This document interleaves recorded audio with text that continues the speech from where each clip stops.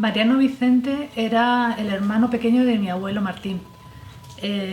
Yo conocí la historia de Mariano cuando tenía 12 o 13 años.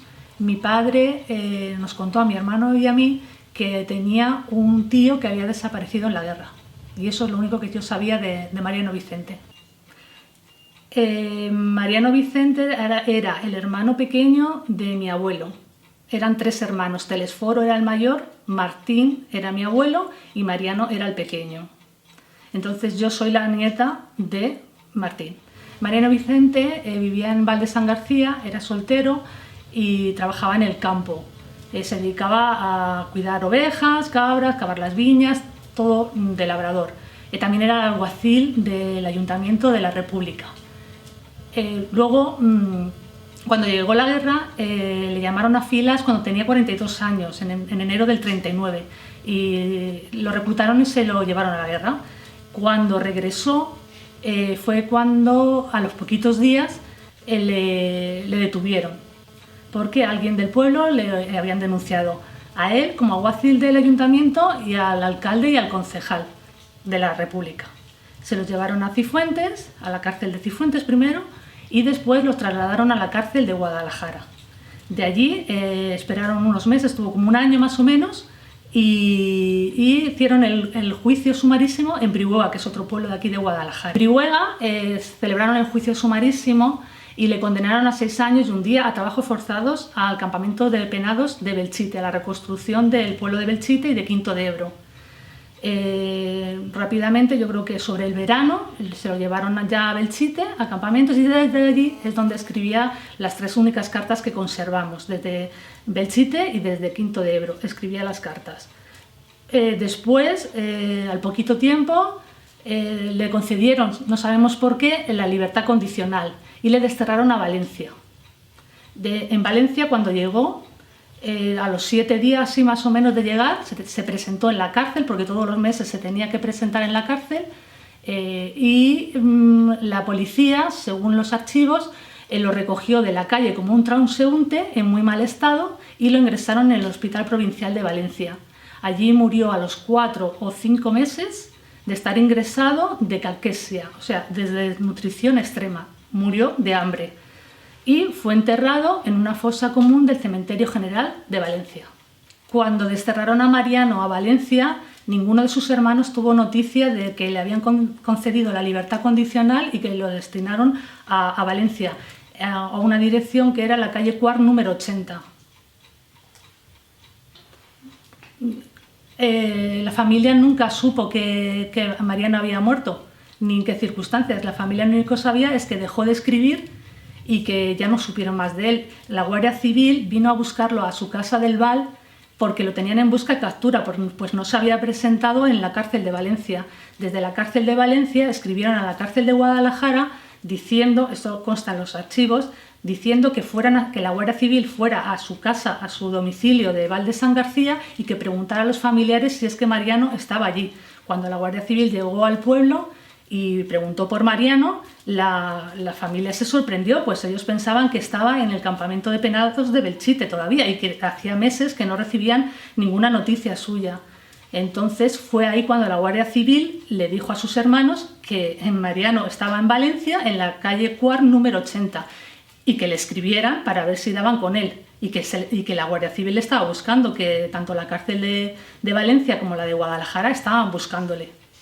La familia le escribió a esa dirección y nunca recibieron respuesta. Es más, le devolvían las cartas porque era desconocido y además ese domicilio no existía. Eran unas casetas, la calle Cuart número 80 de Valencia coincide con unas casetas donde tenían los trabajadores del jardín botánico las herramientas de trabajo. A Mariano y a los 2 concejales y al alcalde del Ayuntamiento del Val los denunciaron algunos vecinos del pueblo como personas de izquierdas y socialistas.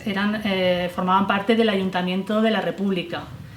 A Mariano también le acusaban, en el juicio sumarísimo, algunos vecinos y algunos testigos, de haber ofrecido su casa para botiquín del Ejército de la República. A Mariano lo detuvieron y se lo llevaron primero a la cárcel de Cifuentes. De ahí estuvo unos meses y de ahí lo trasladaron a la cárcel de Guadalajara. En Guadalajara estuvo casi cerca de un año hasta que se celebró el juicio sumarísimo en Brihuega. De ahí, cuando le condenan a 6 años y un día, lo llevan a campamento de penados de Belchite y a Quinto de Ebro. Y luego de ahí pues lo desterraron a Valencia y es donde falleció. En el año 2013 murieron los sobrinos de Mariano. Entonces las sobrinas que heredaron la casa encontraron esas cartas, pero ellas no sabían quién era Mariano. Las leyeron, vieron que eran unas cartas muy tristes, pero no sabían quién era. Llegó mi hermano y mi hermano sí que reconoció que eran las cartas de Mariano, el que había desaparecido en la guerra. Entonces le pidió las cartas y se las llevó a mi padre. Mi padre también las leyó y me las enseñó a mí. Cuando yo encontré esas cartas y las leí, di la vuelta al remite y entonces me di cuenta de que no eran las cartas de un soldado en la guerra, eran las cartas de un represaliado del franquismo que estaban escritas en un campamento, el campamento de penados de Belchite. Entonces fue en ese momento cuando yo decidí que tenía que buscarle y encontrar su historia. ¿Qué había ocurrido con Mariano? ¿Dónde estaba Mariano? Es lo que yo quería buscar. Entonces no sabía qué hacer. ¿Y por dónde empecé? Por buscarle en internet. Lo primero que hice fue escribir su nombre cientos de veces en el buscador a ver qué encontraba. Le busqué en páginas, en listados de desaparecidos, del franquismo, de represaliados, y así estuve como 2 años. Lo que pasa es que como leía tantas historias tan duras y tan tristes, tan terribles, no podía hacerlo de continuo. Entonces tenía que hacer parones para que no me afectara emocionalmente todas esas historias que yo leía de otras personas, de otros represaliados, pero de Mariano no encontraba nada. Un día se lo comenté a un amigo mío que estaba buscando a un tío abuelo mío represaliado y él me pidió su nombre y dice: yo te voy a ayudar. Y a las 2 horas recibo una llamada de él diciéndome que había encontrado el nombre de Mariano Vicente que podía coincidir con mi tío abuelo y que estaba en un listado del registro del Cementerio General de Valencia en el que venía el libro El genocidio del franquismo en Valencia. Entonces yo me quedé ahí sin palabras, me quedé totalmente emocionada. Y con ese registro del cementerio de Valencia es donde yo ya empecé a pedir ayuda. Me puse en contacto con el Foro de la Memoria Histórica de Guadalajara, con Sulio García. Le conté toda la historia y él fue el que me puso en contacto con Matías Alonso, del Grupo de la Memoria Histórica de la Comunidad de Valenciana. Le llamé y le conté también la historia, que lo estaba buscando. Entonces él fue el que me estuvo guiando para saber más datos, obtener datos en los archivos militares y a dónde me tenía que dirigir para encontrar su historia y qué es lo que le había ocurrido. Para encontrar más información sobre Mariano, me dirigí a varios archivos. El primero que visité fue el Archivo Provincial de Guadalajara, donde me dieron el expediente de la cárcel de Guadalajara. Después me dirigí al archivo de Zaragoza, al Archivo Militar de Zaragoza, donde me dieron pude consultar el expediente del juicio sumarísimo, que ahí venían muchos datos y de ahí sacamos muchas dudas que teníamos. Después en Valencia visité el archivo de la Diputación Provincial, que es donde nos dieron toda la información de cuando estuvo ingresado en el Hospital General de Valencia. Y luego también visité el Archivo Municipal de Cifuentes. Ahí no encontré apenas datos, pero sí que encontré datos de otros represaliados de la comarca. Ahora lo que queremos es exhumar sus restos para traerlos al Val de San García, donde está su familia, y enterrarlos allí en su pueblo y junto a su familia. Pero me gustaría decir y hacer hincapié que todo el proceso de investigación es duro y es complicado, y los familiares muchas veces no sabemos a dónde tenemos que ir y a dónde dirigirnos. Menos mal y gracias a que existen personas como Matías Alonso o Sulio García de los grupos de memoria histórica, porque ellos nos ayudan muchísimo, pero el Estado nunca nos ha puesto a disposición, nos ha facilitado ningún tipo de información para lograr encontrar a nuestros familiares desaparecidos. Me gustaría que hubiera un poquito más de sensibilidad y un poquito más de apoyo a los familiares. Eso sería de gran ayuda.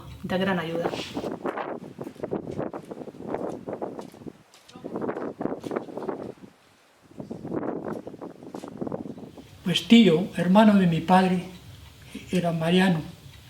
Pues yo de Mariano no es que no lo conocí, era un pequeñito. Él como desapareció en la guerra y yo nací en la guerra, en el 37 y él desapareció sobre aquellas fechas, pues yo de él ni lo conocí en persona, no lo conocí. Es que nací aquí, en Moranchel, y luego me llevaron porque dice que en el Val estaba más tranquilidad, había más tranquilidad. Mi madre se trasladó a casa de mi abuelo del Val y allí estuve, que me llevaron en brazos, que no andaría siquiera todavía, y estuve allí durante la guerra, que allí había menos guerra, que estaba un poco retirado ya del frente, porque esto era Moranchel, era frente al otro lado del río Tajuña estaban los de Franco, y a este lado estaban los de la República. Aquí Moranchel, este pueblo, y el río Tajuña dividía los dos frentes, por aquí, por esta zona, y durante los 3 años. Sí, recuerdo cuando terminó, ya tenía 2 añejos y pico, y salí con mi madre, o me sacó mi madre del portal, y tan al tiempo pasaba un avión grande por encima asomó por detrás de la casa, volando muy bajo, que le decían La Pava, negro, con una bandera blanca, y decían la gente, ya esto quiere decir que ya terminó la guerra, que esto sería en el 39, claro, al primero cuando terminó, cuando es a primeros de abril o a primeros de marzo, ¿no? Cuando fue el último parte de guerra que se conoce, que según he oído yo ya se terminó entonces. Y eso me acuerdo de ese avión que pasó, un avión grande, negro, con las alas pero muy bajo casi, no arrape los tejados, pero a lo mejor iba a 100 metros o a 200, pero yo miré para arriba y eso, y la gente empezó a decir eso, que ya había terminado la guerra. De Zaragoza, no sé por dónde, lo tuvieron a un tío mío y a un primo de mi madre, que se lo llevaban a un campo, salieron porque si habían sido un tío un hermano, que se había casado con un hermano de mi madre, con una hermana de mi madre, ese tío se lo llevaron también 2 o 3 años estuvo por ese campo, un campo de represión, yo qué sé, y me acuerdo de eso. Y otro también se lo llevaron, otro que era también primo de mi madre, que es que en este pueblo casi todo el pueblo era republicano, menos 3 que se pasaron allí al frente de allá de Franco, 3 que se pasaron, todos los demás casi eran todos republicanos, no sé si habría alguno que no fuera.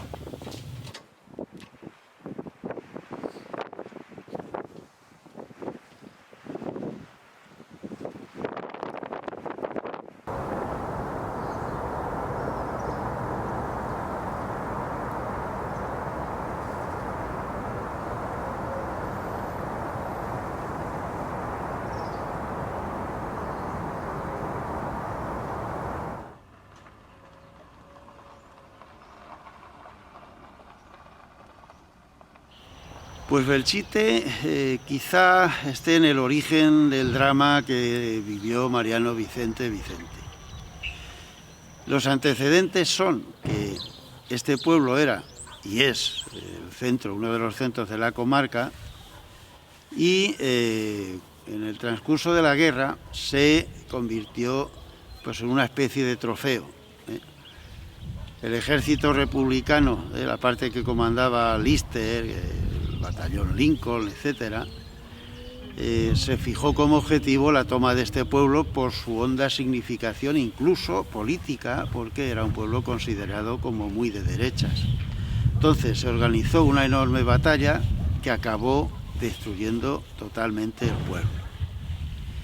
De tal manera que esto llamó la atención del franquismo, y el propio Franco, cuando acabó la guerra, vino a estas ruinas y desde un balcón a los belchitanos les prometió que iba a reconstruir este pueblo y que les iba a traer agua para siempre y para todos. Pues bien, ni una cosa ni otra. El pueblo sigue en ruinas y lo que hizo fue un campamento que se llamó Campamento de Penados de Belchite, donde trajo mano de obra esclava suficiente para empezar la reconstrucción, pues donde a ellos les vino bien, que es justo al lado, el pueblo nuevo de Belchite. Los edificios del pueblo nuevo recuerdan mucho pues a los edificios de Viver y de otros pueblos que prácticamente tuvieron la misma arquitectura. Y este es el problema. Aquí es donde trajeron a Mariano Vicente, apresado nada más al acabar la guerra en su pueblo de Guadalajara, y aquí lo trajeron para cumplir 6 años y un día de trabajos forzados para reconstruir este pueblo.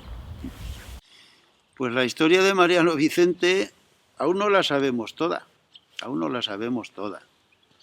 porque es un misterio. Este hombre era un alguacil en su pueblo, no era político en el sentido tradicional, simplemente estaba cumpliendo las órdenes del ayuntamiento. Pues lo apresaron y lo condenaron a 6 años y un día de trabajos forzados. ¿Dónde fue a parar? Pues aparte de estar un pequeño trecho de tiempo en la cárcel, pues al campamento de penados de Belchite. Tenía la comunicación normal de su familia, le mandaba y recibía cartas, tal, hasta que en junio del 41 la familia deja de tener noticias de él. Y ya nunca más se supo. Se interesaron, escribieron, fueron a preguntar y nadie sabía de él. Estamos hablando del 41, hasta que en 2016 lo encontramos enterrado el día de Nochebuena de ese mismo año en la sección 10 del Cementerio General de Valencia, lo cual era un misterio. Como un señor que estaba condenado a 6 años de trabajo, pues aparece enterrado año y medio después y nada menos que en el cementerio de Valencia, donde no tenía ni amigos ni conocía a nadie. Pues a partir de ahí, siempre con su sobrina Asun, la familia al frente, pues se inicia una especie de búsqueda. Efectivamente localizamos la fosa donde está, en la sección 10. Tiene toda la pinta de ser una fosa. Y cuando viene la familia a ver el lugar, pues aprovechando nos fuimos al archivo de la Diputación de Valencia, porque Mariano Vicente murió de hambre en un hospital. Cosa extraña, más misterio. Murió de hambre. Y ese hospital dependía de la Diputación. Buscamos el expediente, buscábamos información y nos llevamos la sorpresa de que este hombre está ingresado prácticamente al mes de desaparecer del campamento de penados de Belchite en julio. Y la pregunta es, ¿cómo es posible que una persona que dicen que lo ingresa la propia policía en julio, 5 meses después muera de hambre en el hospital donde lo ingresan? Eso es un enorme misterio. Pero también le indico a Asun que además de la sentencia del juicio, vayan a donde tenga instituciones penitenciarias su archivo, porque mucha gente no sabe que buscando el expediente penitenciario de la víctima, ahí aparecen muchas informaciones, incluso más que en el sumarísimo que todo el mundo busca. Pues efectivamente, ese expediente apareció y arroja más dudas aún a la cuestión, porque resulta que la verdad es que Mariano Vicente le conceden la libertad condicional al año de haber ingresado, cosa extrañísima, una libertad que no pidió, con la pena accesoria de destierro.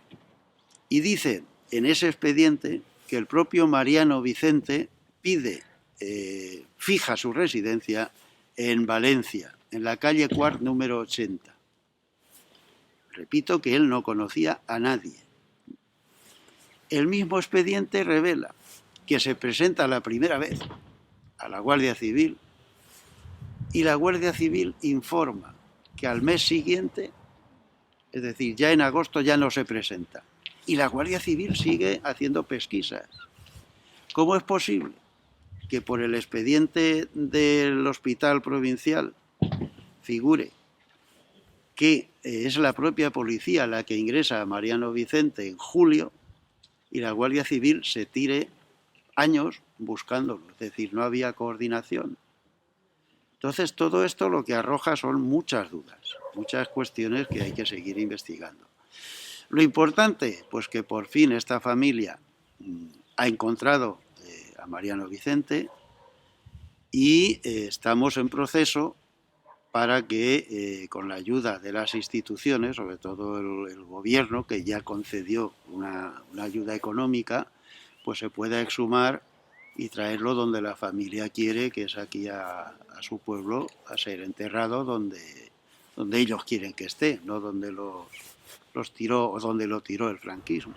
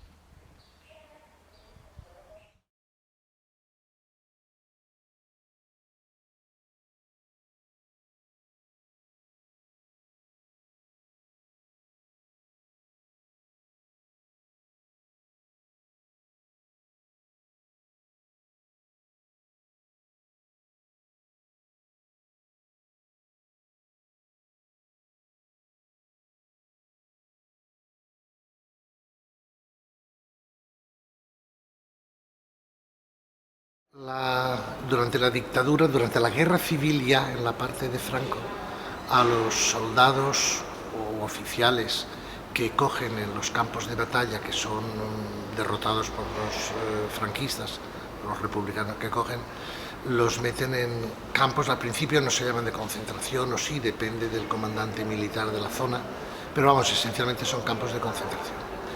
Un campo de concentración esencialmente es un lugar donde están los presos a la espera de ser clasificados de algún modo. De manera que algunos de ellos se reincorporan a las filas del ejército franquista por cuanto tienen buenos informes, buenos avales y son personas de derecha. En cambio, otros dudosos o manifiestamente sindicalistas o politizados en grupos de la izquierda, desde anarquistas, socialistas, comunistas, republicanos, esos sí que son puestos a trabajar. Lo primero que hacen es construir el campo de concentración, si no están en un campo de concentración que sea un lugar cerrado, un ex convento, un ex cuartel, etc. Y construyen el campo de concentración, preparan letrinas, en fin, habilitan barracones, en fin, hacen trabajos en el campo de concentración. Es importante en la guerra que estos presos también trabajan en lugares defensivos, trincheras, en fin, hacen trabajos propios para la defensa de la guerra. Cuando acaba la guerra, una gran parte de estos trabajadores se dedican a reforzar o hacer el sistema de defensas.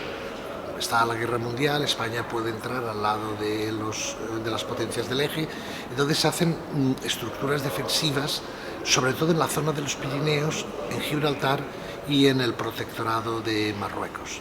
Y ahí pues muchos de los trabajadores esclavos están trabajando en estos menesteres. Reconstrucción de Belchite, puentes.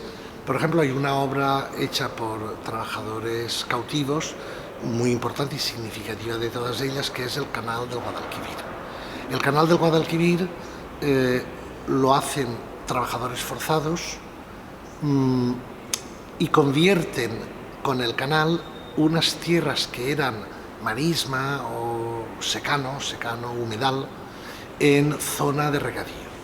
Son zonas de latifundio, de manera que es el pago que Hipo de Llano da a los caciques andaluces que lo han apoyado en el golpe de Estado, han puesto dinero, etc. Entonces estos presos construyen el canal. Es un canal que regará toda la parte baja de la Baja Andalucía de Sevilla hacia la desembocadura del río Guadalquivir. Y entonces estas personas, con el trabajo de estas personas, se convierte en huerta, nada más en regadío, más que en huerta, en regadío, toda una zona que antes pues, se dedicaba a cría de toros de lidia y cosas similares. Los presos más fuertes superan esas enfermedades, sarna, tifus exantemático, pulmonías, neumonía, en fin, toda clase de enfermedades, diarreas, etc. Y eso sí que están trabajando hasta que salen del campo, hasta que se les acaba la pena que les imponen. No es, por lo tanto, un campo de trabajo para toda la vida. El trabajo en la dictadura durará muchos años. No está del todo claro historiográficamente hasta cuándo dura. De hecho, hasta los años 80, hasta la democracia, hay trabajo penitenciario. En España pasa, el cálculo reciente de la historiografía es que entre 700.000 personas y 1 millón son los que pasan por estos trabajos forzados. Son presos obligados a trabajar. Esa circunstancia sí que es frecuente, es decir, que estas personas con la libertad condicional extraditadas acaban malviviendo y muchas de ellas acabarán muriendo pronto. No está estudiado en el fondo el número de personas que mueren como consecuencia de los malos tratos. O sea que una de las características de los campos de concentración tienen varios nombres. En España es el maltrato que se da a los presos. Eso está recogido en todos los testimonios y en la documentación interna del propio ejército. Los médicos militares y determinados comandantes de unidades militares hacen informes y dan cuenta de las condiciones sanitarias de los presos. Los propios presos que han sobrevivido han dado testimonios, han escrito libros.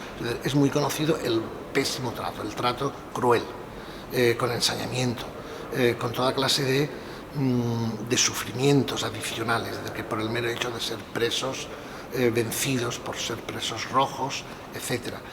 Estas personas, pues claro, sobreviven al campo de concentración mal. Si además trabajan, pues entonces la alimentación tiene grandes deficiencias, grandes límites, pues entonces lo normal es que mueran relativamente jóvenes y por enfermedades derivadas de la represión.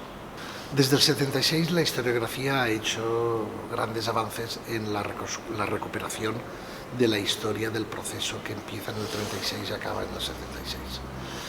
Junto a la historiografía también se ha desarrollado un montón de trabajos de cultura, películas, obras de teatro, exposiciones, etc.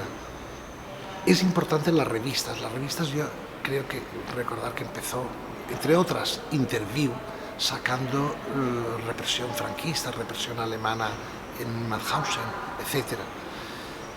Tiempo de historia, es decir, que hay revistas que hicieron un gran trabajo.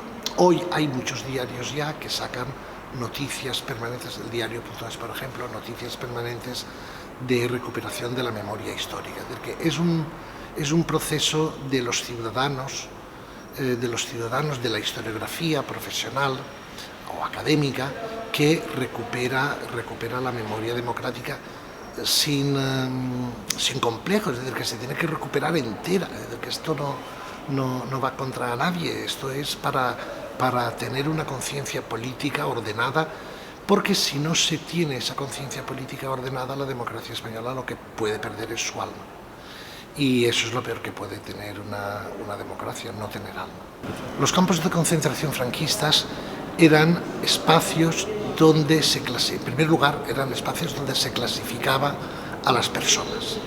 En 3 o 5 categorías, depende del momento, que van desde personas que son soldados o exsoldados republicanos, que son fieles, adictos a la dictadura, porque han sido falangistas, porque han sido miembros de la CEDA, etcétera, a personas que son enemigas, que son contrarias, porque son republicanos, son sindicalistas, son anarquistas, etcétera.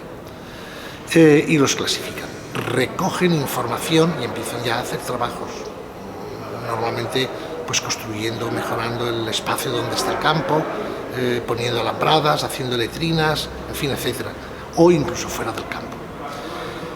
Una vez que están clasificados, los menos durante la guerra pasan al frente. Los que son franquistas, los que son adictos al régimen de Franco, los envían al frente a casi todos, a combatir. Los que se han pasado de la línea republicana a la franquista, los envían al frente. Y los otros forman parte de diversas categorías de trabajadores forzosos, que pueden estar integrados en batallones de trabajadores, en batallones disciplinarios, en diversas categorías que van evolucionando a lo largo de la guerra y la dictadura. Estas personas hacen trabajos forzados. Durante la guerra hacen trabajos en los campos, normalmente para construir el campo o al servicio de la guerra, del ejército franquista. Al final de la guerra, una parte de estos trabajos forzados se dedican a un sistema defensivo por si España entra a la Segunda Guerra Mundial, por ejemplo, reforzando la línea pirenaica, haciendo unidades militares, estructuras militares no solamente defensivas, sino de ataque de Gibraltar o en el norte de África, de los puntos más delicados, y las costas. Pero paralelamente a estos trabajadores forzados que dedican a estas cuestiones, hay miles de trabajadores forzados que hacen otros trabajos forzados, canales, puentes, ferrocarriles, aeropuertos, carreteras, también en guerra. En guerra también una parte de los contingentes de trabajadores forzosos hacen estos trabajos. Pero claro, ahí la emergencia primero es la defensa, el avance militar de los franquistas. Después, finalmente, en redención de pena por el trabajo, acaba, a partir de los 47, acaba trabajando en los talleres de las propias cárceles. Hay presos que redimen pena por el trabajo. Los trabajadores forzados cobran un salario simbólico. Cobran, cuando estamos en guerra, cuando acaba la guerra, una peseta con 50 céntimos al día. De esa peseta 50 céntimos, estos trabajadores solamente reciben 50 céntimos. Si tenían familia casada canónicamente por la Iglesia Católica, con hijos, a cada hijo el Estado se comprometía a pagarle una peseta más. Pero claro, estas partidas presupuestarias a veces no cubrían. Entonces llegaban o no llegaban, o se perdían por el camino. Además, se da la circunstancia de que cuando el trabajo forzado está reconstruyendo, pues por ejemplo, un puente o un pueblo, Belchite sería un ejemplo, que ha sido destruido según los vencedores por los rojos, aunque haya sido destruido por los rojos y por los franquistas, no se les paga porque lo que hacen los rojos es reconstruir lo que ellos han destruido. Entonces, por ejemplo, en el caso de Vicente, hemos de suponer que cuando trabaja en Belchite, pues no le pagan porque están reconstruyendo lo que previamente el ejército republicano ha destruido, aunque hayan destruido también los otros, los franquistas, entonces no le pagan, pues es probablemente que la familia tenga que apretarse el cinturón para enviarle recursos. Esa situación es frecuente, Cuando el penado cumplía la pena o una parte de la pena y entraba en un segundo estadio de su pena, tenía una libertad condicional, normalmente eran extraditados, no los enviaban a su pueblo en la mayor parte de los casos, o en muchos casos. No los enviaban a su pueblo, sino que los enviaban a cientos de kilómetros fuera del pueblo. Esas personas llegaban al nuevo lugar sin raíces, sin contactos, sin familia, sin nada. Y a veces, como puede ser el caso de Vicente Vicente, sin conocer uno de los idiomas populares que en la ciudad se hablaban, por lo tanto el aislamiento pues aún debía ser mayor. Si entraban en un proceso de degradación física, pues es probable que les diesen la libertad condicional antes de hora, y así pues sería la familia o parientes o amigos o la caridad pública la que se encargase de cuidar de estas personas o no cuidar de estas personas hasta el final de sus días. Por lo tanto, lo que le sucedió a Vicente Vicente no es nada extraño, se tiene que dar por habitual. ¿Cuántos? Pues eso es lo que no se sabe. Es decir, que en el trabajo de los trabajadores esclavos falta análisis profundo de microhistoria, de análisis de detalle, muchos, y hay que documentar muchos. Por ejemplo, no se sabe los que mueren por caquexia o desnutrición, los que mueren por tifus exantemático, los que mueren por sarna, hay muchos que mueren por sarna, o por otras infecciones. Es decir, que cuando encontramos que alguien muere de caquexia y unos meses antes ha sido pasado al segundo grado o a la libertad condicional, pues hemos de deducir que le han dado en principio la libertad condicional para que se muera fuera del campo de concentración y para que las atenciones sanitarias que requiere esta persona se recaigan en la familia. Claro, si encima se le destierra porque era frecuente que los enviaban fuera del lugar de donde eran, como un castigo, pues entonces la cosa es totalmente absurda, que acabaría dependiendo de la caridad local, y la caridad local en una ciudad donde hay chabolas en el río, en el año 41 el río está lleno de chabolas y estará hasta la riada del 46, por lo tanto, pues en fin, la caridad local, por muy caritativa que fuese, no podía atender la miseria de la posguerra.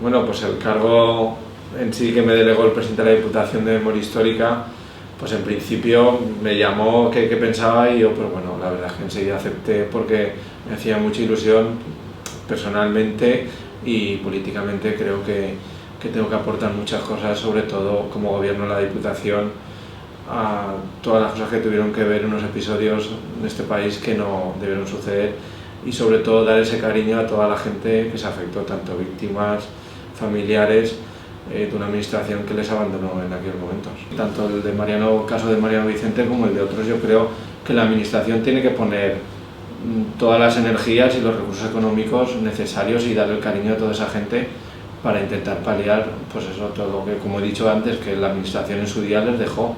Entonces tenemos que ahorrar en protagonismos políticos, que nosotros no somos los protagonistas, simplemente somos los que estamos recabando las solicitudes de la gente, y darle a ellos ese protagonismo. Las víctimas, represaliados, familiares, ellos son los protagonistas. Nosotros somos simples políticos que estamos aquí un momento de la vida con unas tareas que nos han encomendado, y los protagonistas realmente son ellos, y nosotros pues tendremos que hacer lo mejor posible, poner los recursos necesarios, tanto económicos y personales, porque muchas veces hace falta mucha ayuda personal y ayudarles en muchas cosas. O sea que la administración provincial tiene que estar ahí. También poner en valor el archivo histórico de la Diputación de Valencia, porque a nivel provincial tiene muchísimos datos, sobre todo de todas las posguerras de la dictadura y de muchos procesos que se llevaron, y que es un tesoro ahora mismo que se tiene que aprovechar y que la Diputación lo ha puesto en conocimiento de la ciudadanía, y el propio Servicio de Memoria Histórica en su página web pues tiene un montón de datos que se están sacando de otros archivos y se ponen sobre todo para las personas que lo necesiten, y creemos que son datos muy importantes y relevantes y que todas las administraciones tendrían que hacerlo público, porque pues bueno, en muchísimos casos a mucha gente que lleva muchos años buscando datos se han servido pues para la esperanza del caso de cualquier familiar y de su vida de poder, pues porque a muchos les hace mucha ilusión llegar al final a un proyecto, encontrar un familiar, encontrar algún dato, y creo que todas las administraciones tendrían que volcarlos para que fueran públicos.